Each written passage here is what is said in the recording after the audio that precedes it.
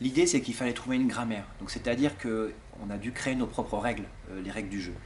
À savoir, le frère en fait apparaît et disparaît selon l'humeur du personnage. Si le personnage se sent oppressé, en danger ou en faiblesse, le frère apparaît. Dès que le frère, dès qu'il est rassuré ou en présence de quelqu'un de bienveillant qui incarne une force que lui n'a pas, le frère disparaît. Donc dès que Clarisse est là, le frère disparaît. Parce que Clarisse incarne une force qui attire le personnage. Et c'est même elle qui parfois, en passant devant la caméra, fait disparaître Léo. Elle prend sa place et elle est dans le réel. Donc il y avait ces règles-là, et ensuite en termes de cadrage, avec Pierre Cotreau, mon chef opérateur, l'idée c'était, on essaie le plus souvent possible, évidemment je ne sais pas si le film est rigoureux à ce point, hein, parce que souvent on fait un peu ce qu'on peut, de se dire, on cadre le personnage de Tom comme s'il était seul, et le frère c'est lui qui s'incruste dans le cadre.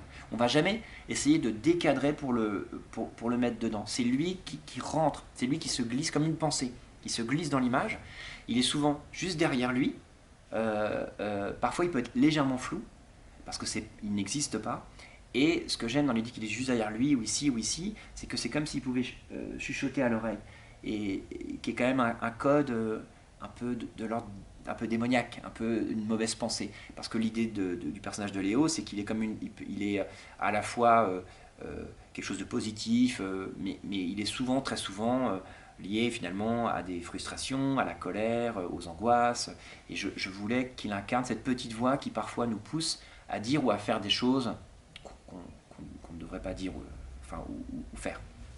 Et donc voilà, donc il y avait effectivement une mise en scène, et après, comme on avait un petit budget, on n'avait pas à faire des trucages numériques et tout, avec Benjamin, le voisin, le comédien, on a travaillé sur le cadre, sur tiens, comment t'apparais ici, comment tu vas disparaître là, etc. Il nous proposait des choses. Pour lui, c'était très amusant de trouver comment ce personnage apparaissait et disparaissait. Depuis le début, c'était clair et net, il n'existe pas. Donc, ce qui est intéressant, c'est que Benjamin Voisin, le comédien, qui joue Léo, donc devait déjà jouer tout seul. Ça veut dire qu'il n'y a que Tom qui éventuellement le regardait ou lui parlait. Les autres comédiens devaient l'ignorer, c'était la condition. Les figurants, les comédiens, les silhouettes, tout le monde, il n'existe pas, vous ne le regardez pas.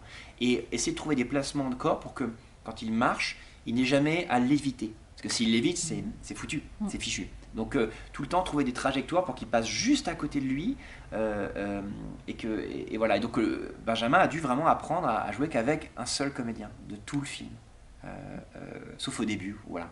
Et donc ça pour lui il s'est amusé en fait. Le truc c'est que comme Benjamin avait une bonne expérience et il était vraiment fort, il est fort de toute façon. Je lui ai laissé un peu les clés du camion. Alors je lui ai dit, dès lors qu'il a compris le personnage, il pouvait me proposer des choses. Ça lui est même arrivé de me dire, là, pendant cette scène, je devrais disparaître pour telle raison. Et on en discutait. Je dis, ok, c'est une bonne idée. Voilà. Il y avait quelque chose de très collaboratif, hein, évidemment, et surtout avec lui, qui savait, qui sentait quand il devait être là ou pas là. Donc, c'était assez cool, quoi.